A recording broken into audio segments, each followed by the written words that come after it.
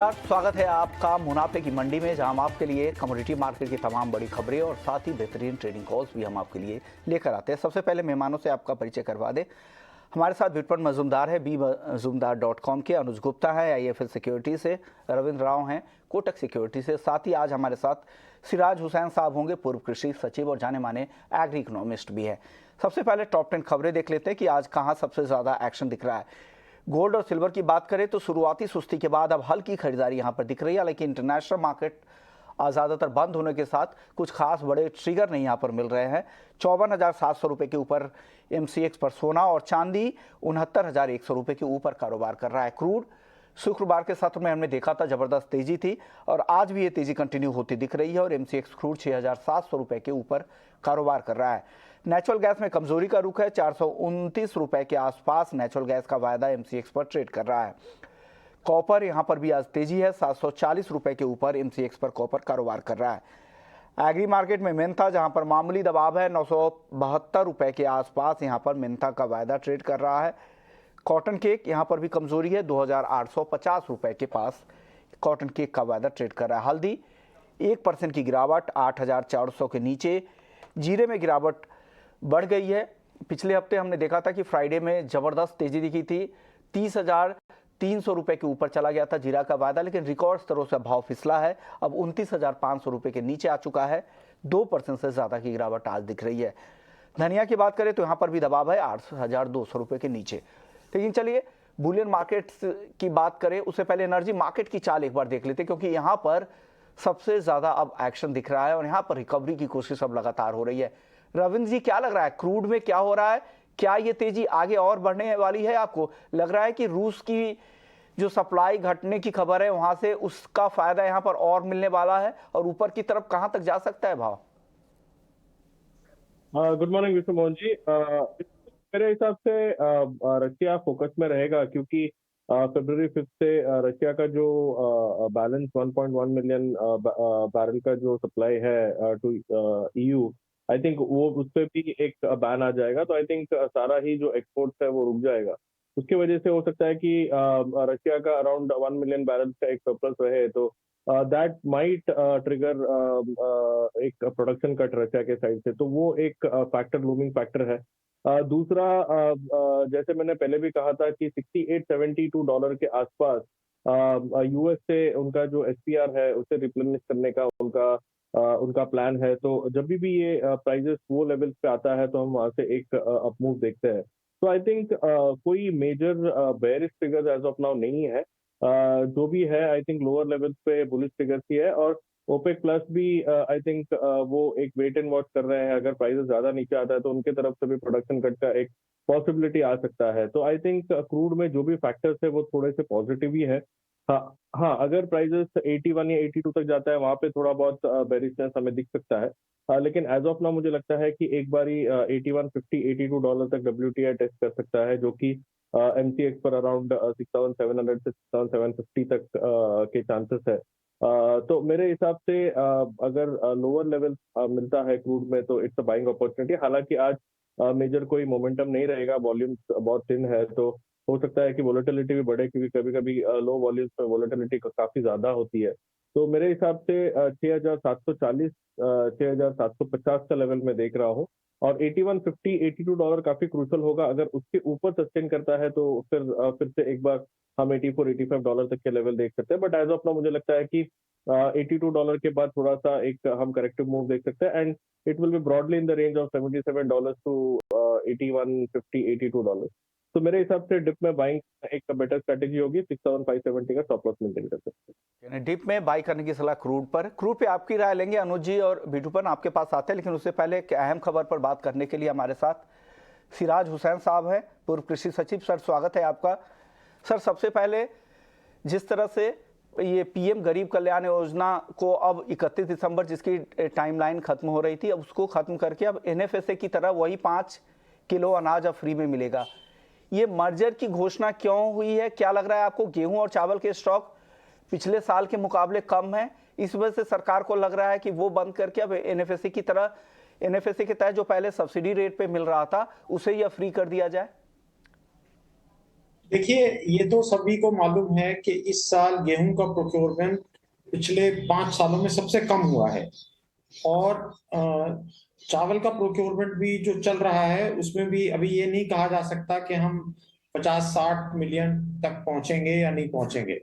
तो मेरे ख्याल से ये अच्छा फैसला है गवर्नमेंट का कि हम एडिशनल फूड ग्रेन्स का एलोकेशन अब दिसंबर के आगे ना बढ़ाएं। और नीति आयोग ने भी ये रिकमेंडेशन करी थी। बाकी एक्सपर्ट्स भी ये लिख रहे थे कि अब इसको ना तो हमारे फूड स्टॉक्स इसकी गुंजाइश देते हैं और ना इकोनॉमी की जो रिकवरी है वो इसको जस्टिफाई करती है। तो मैं समझता हूं कि ये गवर्नमेंट ने अच्छा फैसला लिया है इसको बंद करने का।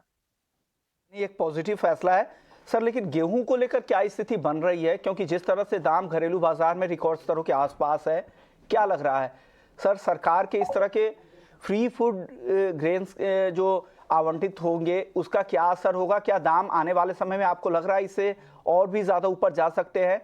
क्योंकि अभी भी उत्पादन को लेकर इस साल भी चिंता है, क्योंकि जितनी सर्दी की उम्मीद थी और लग रहा था कि यील्ड बेहतर रहेंगे, उसको लेकर वापस से आशंका बढ़ने लगी है। आपका टेक क्या होगा सर इस पर? अभी इस रबी क्रॉप के बारे में कुछ कहना, इसकी हेल्थ के बारे में कुछ कहना थोड़ा सा प्रीमेच्योर होगा। लेकिन हाँ, 20% के आसपास इन्फ्लेशन वीट में चल रहा है और मैं समझता हूं कि हम अगले कुछ दिनों में शायद ओपन मार्केट सेल स्कीम में कुछ एलोकेशन वीट का होते हुए देखेंगे। सर राइस को लेकर क्या स्थिति बन रही है? राइस के स्टॉक को लेकर और भाव को लेकर क्या लग रहा है आपको? क्या राइस के दाम भी ऊपर की तरफ जाएंगे आने वाले समय में? देखिए, राइस में तकरीबन 10% इन्फ्लेशन है और अभी तक प्रोक्योरमेंट मैं समझता हूं कि हमारी उम्मीद से बेहतर हुआ है। तो अगर हम 45 मिलियन टन के आसपास प्रोक्योर कर लेते हैं तो मुझे लगता है कि हमारे पास सफिशिएंट राइस के स्टॉक्स होंगे और उसमें कोई चिंता की बात नहीं होगी।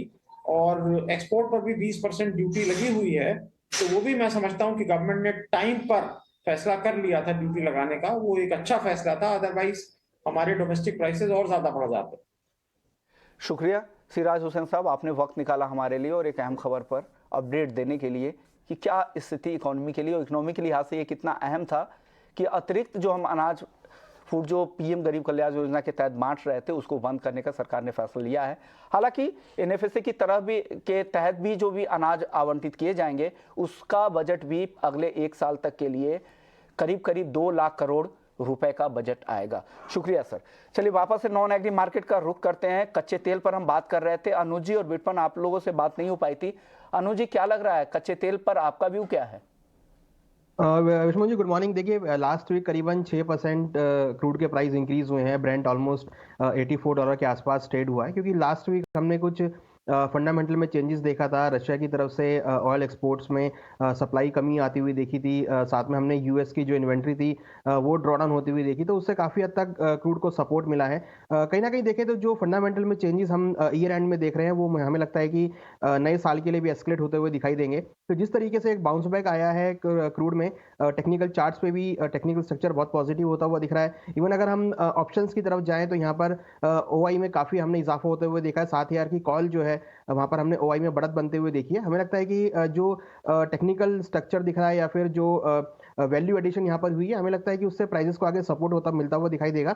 हमारा मानना है कि जल्दी ही प्राइस आपको $86 से लेकर $87 तक ब्रांड के आते हुए दिखाई देंगे। वहीं अगर हम ऑप्शन स्ट्रेटेजी की बात करें तो करीबन 7,000 का जो कॉल ऑप्शन है 168 के आसपास चल रहा है। हमें लगता है कि इसमें अगर ट्रेडिंग करना है, हालांकि आज यूएस मार्केट और इंटरनेशनल मार्केट बंद है, बट उसके बावजूद भी जो ट्रेंड है वो पॉजिटिव है। तो 168 के आसपास 7,000 का कॉल ऑप्शन खरीदारी के लिए ले सकते हैं। हमें लगता है कि ऊपर में आपको जल्दी ही 220-230 तक के लेवल कॉल ऑप्शन में देखे जा सकते हैं। और अगर फ्यूचर्स की बात करें तो हमें लगता है कि 6,700 तक के लेवल आपको क्रूड एमसीएक्स में जनवरी कॉन्ट्रैक्ट में देखने को मिल सकते हैं। तो जो फंडामेंटल चेंजेस हुए हैं, जो टेक्निकल चार्ट्स पे यहाँ पे स्ट्रेंथ दिखाई दी है, ऑप्शंस में जो डेटा में चेंजेस हुआ है, मुझे लगता है कि वो काफी हद तक क्रूड के लिए पॉजिटिव शो कर रहा है। और शॉर्ट टर्म में हमें लगता है कि क्रूड के प्राइस ऊपर की तरफ जाते हुए दिखाई देंगे और जल्दी ही हमें लगता है कि $88 ब्रेंट में आता हुआ लेवल देखने को मिल सकता है।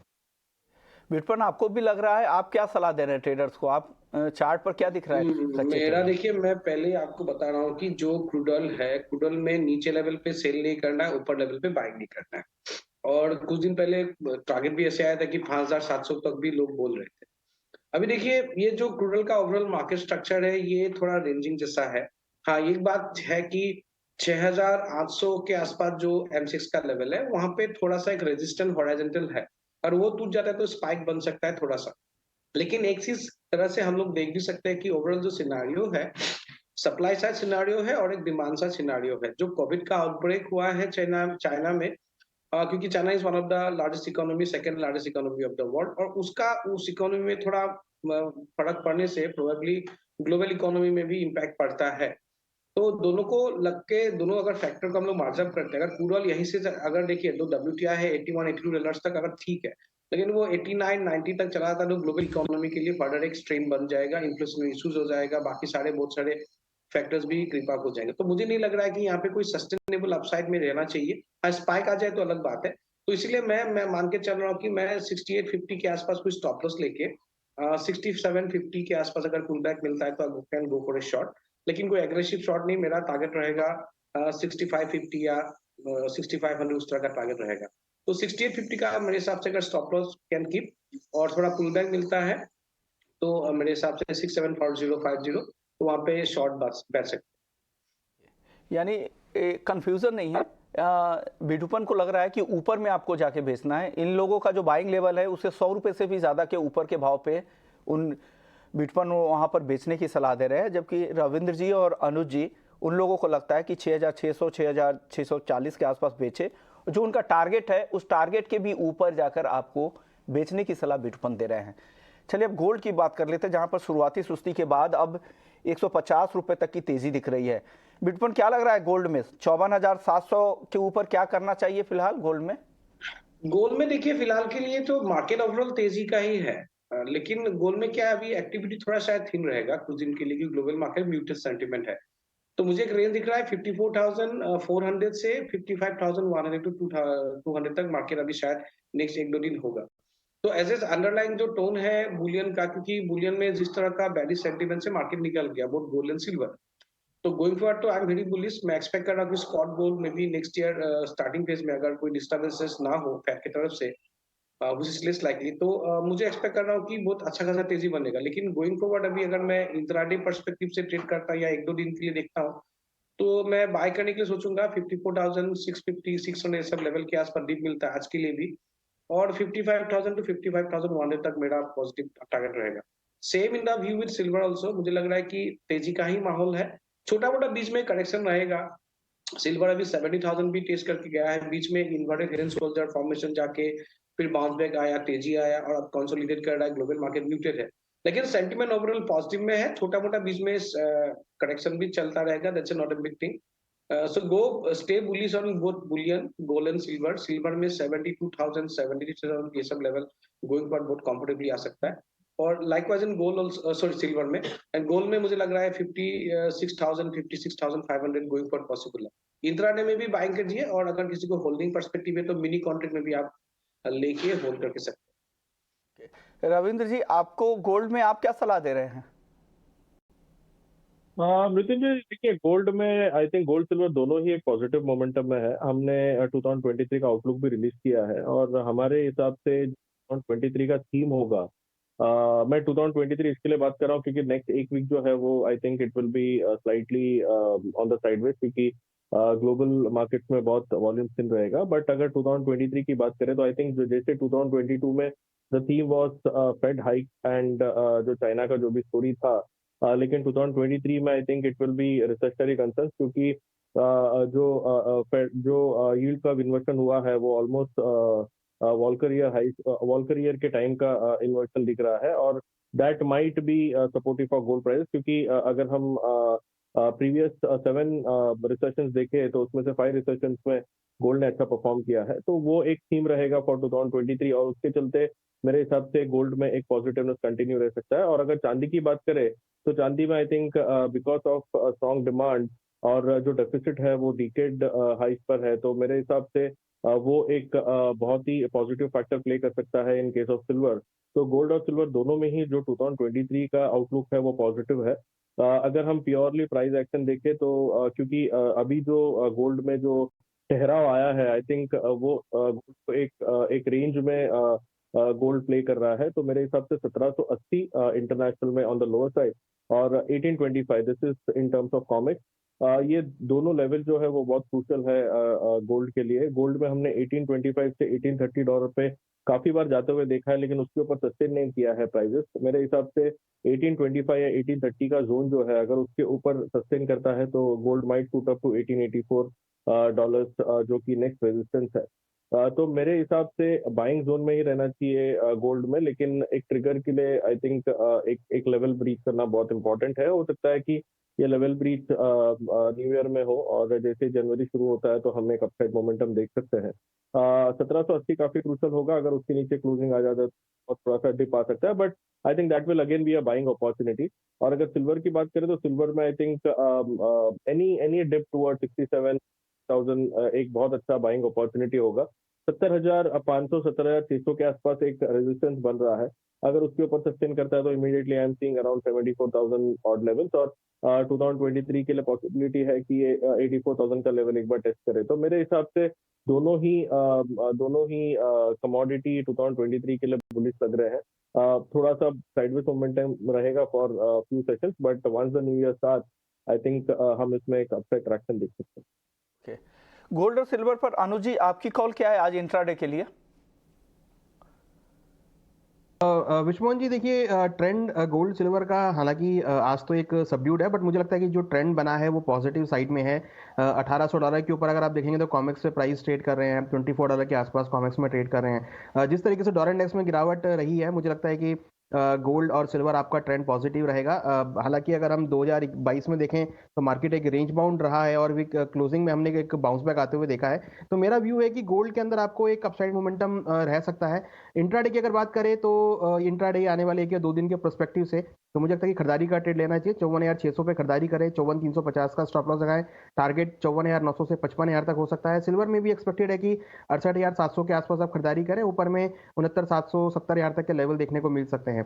और अगर हम लॉन्ग टर्म बात करें तो मुझे लगता है कि अगर हम 2023 में एक आउटलुक को देखें तो मुझे लगता है कि गोल्ड आपका 58 से लेकर 60,000 और चांदी करीबन 80,000 तक के लेवल दिखा सकती है, क्योंकि फंडामेंटल काफी पॉजिटिव है। और जिस तरीके से आने वाले टाइम में जो इंटरेस्ट रेट पीक आउट होते हुए दिखाई देंगे एफओएमसी की तरफ से, तो वहां पर भी हमें एक अच्छा खासा बाइंग एक्टिविटी आती हुई देखेंगे। सेंट्रल बैंक की खरीदारी है वो भी वहां पर एक इमर्ज होती हुई दिखाई देगी, तो उससे भी काफी हद तक सपोर्ट रहेगा। तो मुझे लगता है कि जो 2023 का साल है वो यहाँ पर हम एक अच्छा पॉजिटिव मोमेंटम में देखेंगे, और आगे भी आपको एक अपसाइड मोमेंटम गोल्ड में आता हुआ दिखाई देगा। ओके, चलिए अब बात कर लेते हैं बेस मेटल्स की। बेस मेटल्स में भी अब तेजी दिख रही है। कॉपर काफी तेजी से ऊपर आया, 725 के आसपास पहुंच चुका है, 0.25% ऊपर है। जिंक में आधे % की मजबूती है। एल्युमिनियम में हालांकि सुस्ती है, और लेड में भी 0.25% के आसपास की तेजी दिख रही है। बिटवन आपको क्या पसंद आ रहा है बेस मेटल्स में? कॉपर जबरदस्त तेजी दिखा रहा है। नहीं, कॉपर में थोड़ा आउटलुक पॉजिटिव है, इंट्राडे मोमेंटम। और जैसे कि कोई भी बेस मेटल में पुल बैक आ रहा है, तो अंडरलाइन टोन मुझे एक थीम लग रहा है कि जिंक में थोड़ा सा वीकनेस है, पुल बैक में भी बहुत बड़ा स्ट्रॉन्ग पुल बैक शायद बहुत ज्यादा नहीं रहेगा। लेकिन कॉपर में एक चीज देखिए, थोड़ा बाय एंड डीप जैसा रहेगा। लेकिन जिंक में मुझे लग रहा है कि कोई पुल बैक आता है 273 के आसपास, तो I prefer to go for a shot. 270 550 के आसपास टॉप बनेगा, 268 कैन बी ए टारगेट। लेकिन copper is a buy on dips, zinc sell थोड़ा रेजिस्टेंस के आसपास सेल करना चाहिए। को रेजिस्टेंस के पास सेल करें, और बायो डिप्स की रणनीति के साथ कॉपर में काम कर सकते हैं। अनुज जी आपकी टॉपिक क्या है बेस मेटल्स में आज? देखिए, बेस मेटल में जिस तरह का मोमेंटम हमने देखा है, लास्ट वीक हमने अच्छी खासी ट्रेंड पॉजिटिव होता हुआ देखा था। मुझे लगता है कि यहाँ पर लेड एक अच्छी कमोडिटी हो सकता है वेरी शॉर्ट टर्म के लिए। तो लेड में हम खरीदारी की सलाह देंगे, करीबन 188 में 186 का स्टॉप लॉस लगाएं, टारगेट 191 तक हो सकता है। हालांकि कॉपर भी एक अच्छा कमोडिटी है। आज हम देखें तो हालांकि इंटरनेशनल मार्केट बंद है, उसके बावजूद भी जनवरी कॉन्ट्रैक्ट करीबन 724 के ऊपर हिट करता हुआ दिखाई दिया है। तो कॉपर और लेड मुझे लगता है कि इंट्राडे और शॉर्ट टर्म के लिए पॉजिटिव रहेंगे। कॉपर आपको 730 के लेवल दिखा सकता है शॉर्ट टर्म में, और लेड के अंदर आपको करीबन 191 से लेकर 195 तक के लेवल देखे जा सकते हैं। तो कॉपर और लेड हमें लगता है कि शॉर्ट टर्म के लिए एक कमोडिटी रहेंगी जहां पर आप खरीदारी का ट्रेड बना के चल सकते हैं। हो गया, नहीं शॉर्ट टर्म के लिए कॉपर और लेड टॉपिक है अनुज जी की। आपकी टॉपिक क्या होगी रविंद्र जी बेस मेटल्स में? मुझे भी लगता है कि कॉपर में एक पॉजिटिवनेस रह सकता है, लेकिन आज का जो मूव है I think that is because of lack of liquidity, क्योंकि यूके मार्केट बंद है, यूएस मार्केट बंद है। तो नॉर्मली जैसे मैंने शुरू में भी कहा कि जब भी वॉल्यूम कम होता है तो वोलेटिलिटी बढ़ती है। और आई थिंक ये बाय एंड डिप काउंटर है, जैसे बिटुमन ने भी बताया। मुझे लगता है कि 716 से लेके 714 would be a good buying zone. 703 इसमें सपोर्ट है, जब तक कि वो ब्रीच नहीं करता तब तक कॉपर थोड़ा सा पॉजिटिव जोन में रह सकता है। लेकिन हमें एक चीज ध्यान में रखना है कि चाइना का जो कोविड केसेस है, इवन दो उनका रीओपनिंग हुआ है, लेकिन अभी भी वहां पर बहुत ज्यादा कंसर्न है। तो मेरे हिसाब से वो कहीं ना कहीं मार्केट को हॉन्ट कर सकता है, तो वो एक बहुत ही इंपॉर्टेंट फैक्टर रहेगा। बट मेरे हिसाब से अगर प्राइस एक्शन देखे तो बाइंड डिप की स्ट्रेटेजी होनी चाहिए। और नेक्स्ट जो कमोडिटी है वो जिंक है। जिंक में अगर डेली चार्ट देखे तो एक पियर्सिंग लाइन पैटर्न बना है, और वो बुलिशनेस कंटिन्यू कर सकता है, but it has to sustain about 274। तब तक के लिए मुझे लगता है कि 269.50 पे एक बार जिंक को बाई कर सकते हैं फॉर अ टारगेट ऑफ 273.50 274। और अगर उसके ऊपर सस्टेन करता है तो फिर जो पियर्सिंग लाइन है वो ट्रिगर हो जाएगा, और it might go up till 277 278। Stop loss इसमें ये ट्रेड में अराउंड 267.50 का होना चाहिए। तो zinc and copper, even aluminium, I think एक पॉजिटिव मोमेंटम आ सकता है, क्योंकि काफी करेक्ट हुआ है प्राइसेस। मुझे लगता है जब तक कि 200 201 का सपोर्ट होल्ड करता है, जिंक में एक एल्यूमिनियम में एक इनवर्स एचएनएस पैटर्न है, जो कि अभी नेकलाइन के आसपास एक टोबैक आया है। और मैं अभी भी एक्सपेक्ट कर रहा हूँ कि एल्यूमिनियम के प्राइसेस आगे जाते हुए 225 से 230 तक जा सकते हैं। तो I think it's a good bet, risk reward काफी अच्छा है। तो ये तीनों काउंटर में आई थिंक बाई कर सकते हैं, स्पेशली कॉपर और एल्यूमिनियम में बाइंग डिप की स्ट्रेटेजी है। ओके, चलिए अब एग्री मार्केट की बात कर लेते हैं। सबसे पहले ग्वार सीड और ग्वारगम, जहां पर आज अच्छी तेजी दिख रही है। 12,650 के आसपास ग्वारगम है, करीब करीब 2% ऊपर। ग्वार सीड 1.25% ऊपर, 6,000 के बेहद करीब है। अनुज जी, क्या कॉल दे रहे हैं ग्वार सीड और ग्वारगम में, क्या करना चाहिए इस तेजी पर? देखिए, जैसे लास्ट टाइम भी डिस्कस हुआ था कि ग्वार सीड ग्वारगम एक सपोर्ट में एक रेंज में ट्रेड कर रहे हैं, तो हमने देखा कि 5600 से अगेन हमने एक बाउंस बैक आते हुए देखा, और आज हमने देखा करीबन 6,020 के आसपास प्राइस आते हुए दिखाई दिए हैं। तो काफी टाइट रेंज थी, और जहां हमारा रिकमेंडेशन था 5,700 के आसपास तक, वहां से मार्केट ने बाउंस बैक लिया है और ऑलमोस्ट 6,000 के आसपास के लेवल आए हैं। मुझे लगता है कि अगेन यहाँ पर एक मोमेंटम पॉजिटिव रहेगा, तो खरीदारी की सलाह रहेगी। ग्वार सीड में करीबन 5,900 में स्टॉप लॉस 5,780 का लगा है, टारगेट ऊपर में करीबन 6,100 तक हो सकता है। वहीं अगर ग्वारगम की बात करें तो 12,500 के आसपास खरीदारी करें, 12,200 का स्टॉप लॉस लगाएं, टारगेट 13,000 तक हो सकता है। क्योंकि जिस तरीके से हमने आज रिकवरी इसमें आती हुई देखी है, हमने फ्राइडे को क्लोजिंग में भी रिकवरी आती हुई देखी थी। इनफैक्ट अगर आप देखेंगे तो फ्राइडे को सबसे ज्यादा वॉल्यूम्स हमने इस काउंटर में आते हुए देखे, तो वॉल्यूम के साथ ब्रेकआउट हुआ है टेक्निकल चार्ट्स पे। मुझे लगता है कि ये आगे कंटिन्यू रह सकती है, और हम इसमें और अपसाइड मोमेंटम ग्वारसीड ग्वारगम में आते हुए देखेंगे। ग्वारसीड हमें लग रहा है कि 6,200 और ग्वारगम करीबन 13,000 के लेवल को टेस्ट कर सकता है। ओके, 6,200 तो ग्वार सीड और 13,000 के लेवल ग्वारगम में भी जा सकता है, लेकिन एक रेंज है, उस रेंज में ही घूम रहा है। उस ऊपर के स्तरों पर आपको बेचना है, नीचे खरीदारी करनी है, ज़्यादातर एक्सपर्ट्स यही मानते हैं। अब जीरे की बात कर लेते हैं कि जीरे ने लगातार नए रिकॉर्ड बनाने के बाद आज यहाँ पर मुनाफा वसूली दिख रही है। 2.5% तक की गिरावट आज दिख रही है, 29,400 रुपये के नीचे आ गया। अनुज जी, क्या लग रहा है, जीरे में अभी भी तेजी बाकी है? और आज जो गिरावट आई है, क्या ये खरीदारी का मौका मिल रहा है, या अभी और गिरावट आएगी, 29,000 के नीचे भी जाएगा भाव? देखिए विष्णुमोहन जी, जो जीरा है वो एक ओवर बॉट जोन में था, और हमने उसके में गिरावट आते हुए देखी है। टेक्निकल चार्ट अगर आप देखेंगे तो क्लियर इंडिकेशन था कि प्राइसेस जो है ओवर बॉट में है, वहां से करेक्शन होते हुए दिखाई दी। मुझे लगता है कि अभी यहाँ पर कुछ और करेक्शन हो सकता है। 28,500 28,800 के आसपास एक अच्छा सपोर्ट रहेगा, जहां पर अगेन खरीदारी का ट्रेड बना के चल सकते हैं। बट करंट लेवल मुझे लगता है कि थोड़ा सा अभी भी यहाँ पर ओवर बॉट की वजह से करेक्शन आ सकता है। तो फिलहाल अभी वेट एंड वॉच करना चाहिए। जिन्होंने खरीदारी कर रखा है वो प्रॉफिट बुक करे, और जिनको फ्रेश बाई करना है वो 28,800 28,500 के आसपास फ्रेश खरीदारी कर सकते हैं। हमारा मानना है कि जल्दी ही जो जीरा है आपको अगेन 30,000 के ऊपर के लेवल दिखाता हुआ दिखाई देगा। चलिए, शो को यही खत्म करने का वक्त आ गया। शुक्रिया अनुज जी आपका, रविंद्र जी आपका, और बिटुपन आपका, आप लोगों ने वक्त निकाला हमारे लिए।